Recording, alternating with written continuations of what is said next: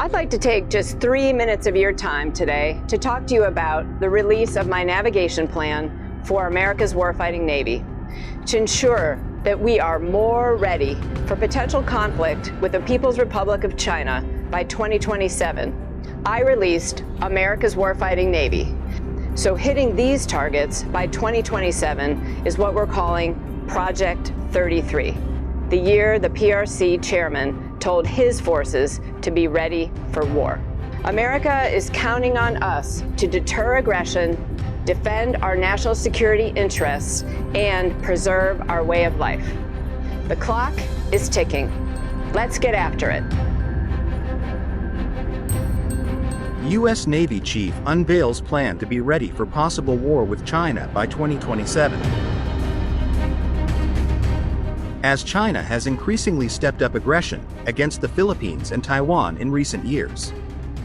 Fears of a U.S.-China war has further been stoked by Beijing turning more hostile in its territorial disputes with the Philippines and Japan in the South China Sea, and increasing cross-strait tension after Taiwan re-elected the Democratic Progressive Party earlier this year. The United States Navy has released documents outlining its goals for meeting the growing threat of Chinese military power in the coming years. The Navigation Plan for America's Warfighting Navy, published last week, is designed to bring the Navy into a stronger position against the People's Liberation Army by 2027 via bolstered recruitment and strategic technological advancement. This navigation plan drives toward two strategic ends: readiness for the possibility of war with the People's Republic of China by 2027, and enhancing the Navy's long-term advantage. The 2027 deadline for Navy modernization relates to Chinese President Xi Jinping's stated goal of preparing the PLA for an invasion of Taiwan by 2030. The U.S. Navy has outlined a 7-target plan to boost its readiness for war by 2027, with its eye on China as Beijing ramps up its own military strength, turning more hostile in its territorial disputes with the Philippines, and the possibility of a Taiwan invasion looms. Hi, I'm Admiral Lisa Franchetti, Chief of Naval Operations. Admiral Lisa Franchetti, Chief of Naval Operations, released the plan, saying she had spent a year taking stock of the Navy's direction and what it must prioritize in the near future. Greetings, Navy team all around the world. Admiral Franchetti here, your 33rd CNO. I'd like to take just 3 minutes of your time today to talk to you about the release of my navigation plan for America's warfighting Navy, which is my strategic guidance to you, our amazing team of active and reserve sailors, civilians, and families, to ensure that we are more ready for potential conflict with the People's Republic of China by 2027, while also working hard to enhance our long-term warfighting advantage. Earlier this year, I released America's Warfighting Navy to share with you my priorities of warfighting, warfighters, and the foundation that supports them, and provide a unifying vision for our Navy, who we are, what we do, and where we are going. It's on that last piece, where we're going, that this document, my NAV plan, picks up. To get ahead of the changing security environment and the changing character of war, NAV Plan 2024 lays out 7 key areas of acceleration, areas where I intend to invest my time and resources to raise our fleet's baseline level of readiness by 2027, the year the PRC chairman told his forces to be ready for war. There is no doubt in my mind that we are ready today, and the NAV plan drives us to keep our foot on the gas so we are even more ready tomorrow. The 7 equally important areas of acceleration that I will focus on are: first, readying our platforms; second, operationally integrating robotic and autonomous systems; third, fighting from the maritime operations centers; fourth, recruiting and retaining talented people; fifth, delivering the quality of service our sailors, civilians, and families deserve; sixth, investing in warfighter competency; and seventh, restoring the critical infrastructure that generates, sustains, and postures the force to fight. I'm the 33rd CNO, So hitting these targets by 2027 is what we're calling Project 33. These are stretch goals, and I know that moving out with purpose and urgency to get after these targets will deter the PRC and any other potential adversary.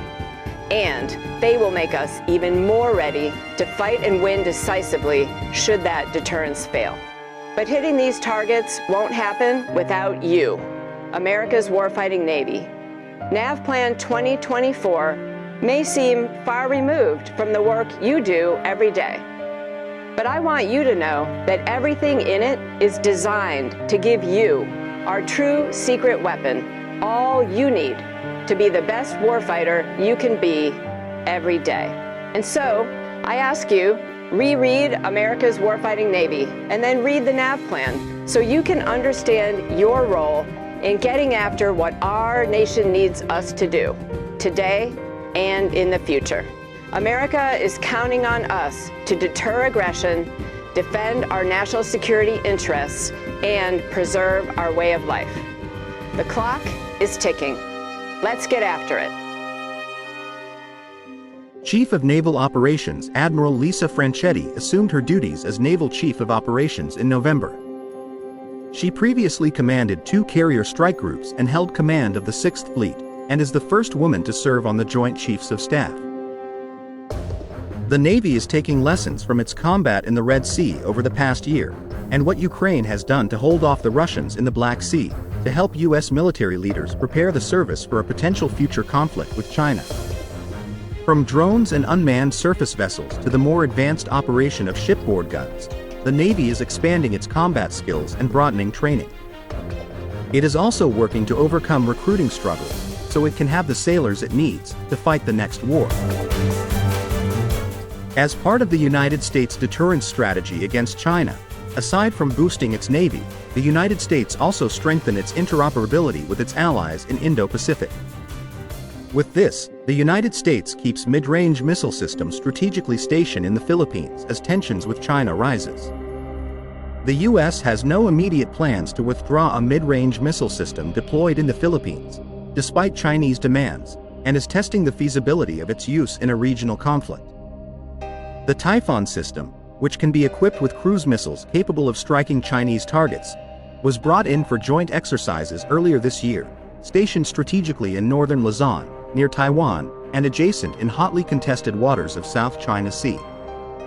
The Southeast Asian archipelago, Taiwan's neighbor to the south, is an important part of U.S. strategy in Asia, and would be an indispensable staging point for the military to aid Taipei in the event of a Chinese attack, and a strategic location to deter China in its hegemonic ambition in the West Philippine Sea.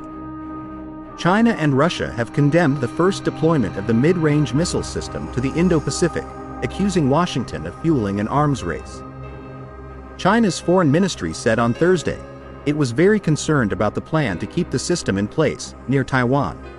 Chinese spokesperson Lin Jian said, "It seriously threatens the security of regional countries and intensifies geopolitical confrontation." The deployment, some details of which have not been previously reported, comes as China and U.S. defense treaty ally the Philippines clash over parts of the hotly contested South China Sea. Recent months have brought a series of sea and air confrontations in the strategic waterway. Philippine officials said Filipino and U.S. forces continue to train with the missile system, which is on the northern island of Luzon, facing the South China Sea and is close to the Taiwan Strait. The U.S. Army flew the Typhoon, which can launch missiles including SM-6 missiles and Tomahawks with a range exceeding 1,600 kilometers to the Philippines in April in what it called a historic first and a significant step of Philippines and U.S. partnership. A satellite image taken on last week by Planet Labs, a commercial satellite firm, and reviewed by Reuters showed the Typhoon is currently stationed at the Laoag International Airport in the northwesternmost province of Ilocos Norte. Philippines and U.S. senior government officials said there were no immediate plans to withdraw it. If ever it will be pulled out, it is because the objective has been achieved and it may be brought back in after all the repairs or the construction would have been done. There was strategic value for the Philippines in keeping the system to deter China. The United States and the Philippines want to give China sleepless nights. The US has been amassing a variety of anti-ship weapons in Asia, as Washington attempts to catch up quickly in an Indo-Pacific missile race in which China has a big lead, Reuters has reported. Although the US military has declined to say how many will be deployed in the Indo-Pacific region, more than 800 SM-6 missiles are due to be bought in the next 5 years, according to government documents outlining military purchases. Several thousand Tomahawks are already in US inventories, the documents showed. China has denounced the deployment of the Typhoon several times, including in May when Wu Qian, spokesperson for China's defense ministry, said Manila and Washington had brought huge risks of war into the region. Russian President Vladimir Putin in June cited the deployment when announcing his country would resume production of intermediate and shorter-range nuclear-capable missiles. Philippine Foreign Affairs Secretary Enrique Manalo in July assured his Chinese counterpart the presence of the missile system in his country posed no threat to China and would not destabilize the region. China has fully militarized at least 3 of several islands it built in the South China Sea, which it mostly claims in full despite a 2016 arbitral ruling that backed the Philippines, arming them with anti-ship and anti-aircraft missiles, the US has said. China says its military facilities in the Spratly Islands are purely defensive and that it can do what it likes on its territory. As such, the Philippines, with the support of the United States, could say same thing, that Manila is just strengthening its defensive posture and it can do what it likes on its own territory. The Philippines is strategically positioned east of the South China Sea, a thoroughfare for roughly 30% of global maritime trade. An estimated $4 trillion United States worth of global trade passes through the South China Sea annually, which accounts for a third of the global maritime trade. The Philippines archipelago is also a major part of the first island chain, which refers to the first chain of major Pacific archipelagos out from the East Asian continental mainland coast. Currently, the first island chain is the most effective point to counter any Chinese invasion and expanding influence. The Mutual Defense Treaty will give access to the United States to increase its military presence in the region, gaining additional control over 4 more sites and strengthening the Southeast Asian nation's role as a key strategic partner for Washington in the event of a conflict with China over Taiwan and of the South China Sea. The deal comes as Washington has tried to reaffirm its influence in the region amid a broader effort to counter Chinese aggression, reinforcing partnerships with strategic allies and bolstering relations that have soured in recent years.